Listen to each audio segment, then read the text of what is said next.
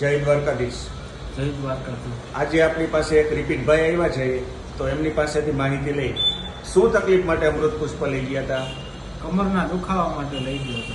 હવે આ કમરનો દુખાવો તમારે કેટલાક સમયથી હતો? 2 વર્ષ થઈ ગયા. 2 વર્ષ થઈ ગયા. હા. હવે આપણે અમૃત પુષ્પની કેટલી બોટલનો કોર્સ પૂરો થયો છે? 3 બોટલ. 3 બોટલનો કોર્સ પૂરો થયો. હા. હવે જ્યારે અમૃત પુષ્પ ચાલુ નહોતું કર્યું ત્યારે તમારી પરિસ્થિતિ શું હતી? ખાટલામાં જ રહેતો ને 2 વર્ષ થયા એટલી દુખતી કે કઈ ફેર જ ના પડતો, ગમે દવાખાને ગમે ત્યાં.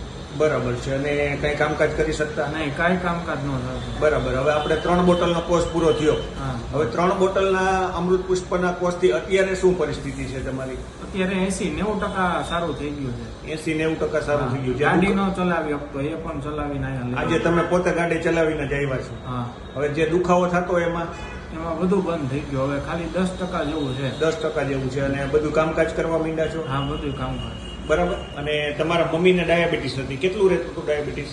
એમાં 50% ફેર પડી ગયો. ડાયાબિટીસમાં હા, કેટલું રહેતું હતું પહેલા?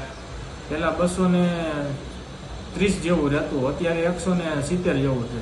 એને 1 મહિનાનો કોર્સ થયો હા, ને? 1 મહિનાનો કોર્સ થયો. ઘણું બધું રિઝલ્ટ કહેવાય. દ્વારકાધીશની કૃપા. જય દ્વારકાધીશ. જય દ્વારકા.